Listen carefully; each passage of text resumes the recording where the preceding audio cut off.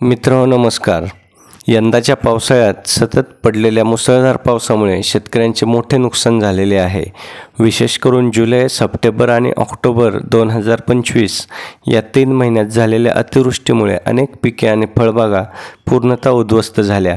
या नैसर्गिक संकटामुळे अडचणीत सापडलेल्या 22,210 शेतकऱ्यांना राज्य सरकारने मदतीचा हात दिला असून त्यांच्यासाठी तब्बल 13,23,00,000 रुपयांची आर्थिक मदत जाहीर केलेली आहे.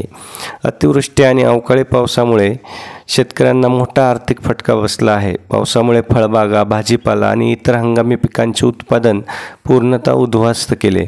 शेतकऱ्यांनी मोठ्या प्रमाणात यासाठी गुंतवणूक केली होती, परंतु सततच्या पावसामुळे त्यांचे पीक हातातून निघून गेले. परिणामी या घटनेने शेतकरी आर्थिक अडचणीत आले होते.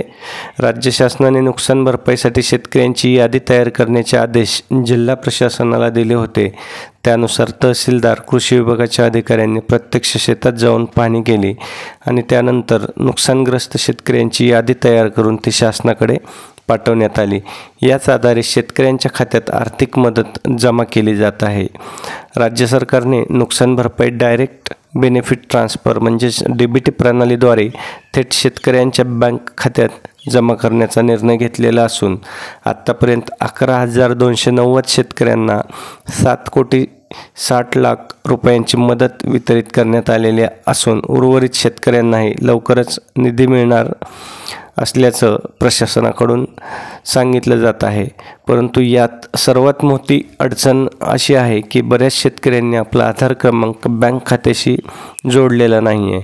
जर DBT प्रणालीद्वारे अनुदान जमा व्हायचं असेल तर शेतकऱ्याचा आधार क्रमांक हा बँक खात्याशी लिंक नसेल तर त्यांना आर्थिक मदत मिळण्यात अडचण येऊ शकते. यामुळे सर्व शेतकऱ्यांनी आपले आधार कार्ड त्वरित बँक खात्याशी लिंक करून घ्यावयाचे आहेत, तरच त्यांना या अनुदानाचा लाभ मिळू शकतो.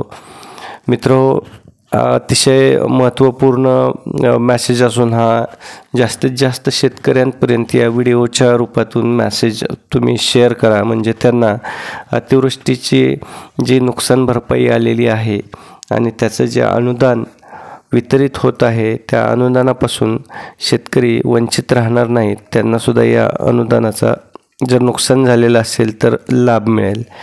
व्हिडिओ आवडला असेल तर व्हिडिओला लाईक करा आणि चॅनलवर नवीन असाल तर चॅनलला सबस्क्राईब करा.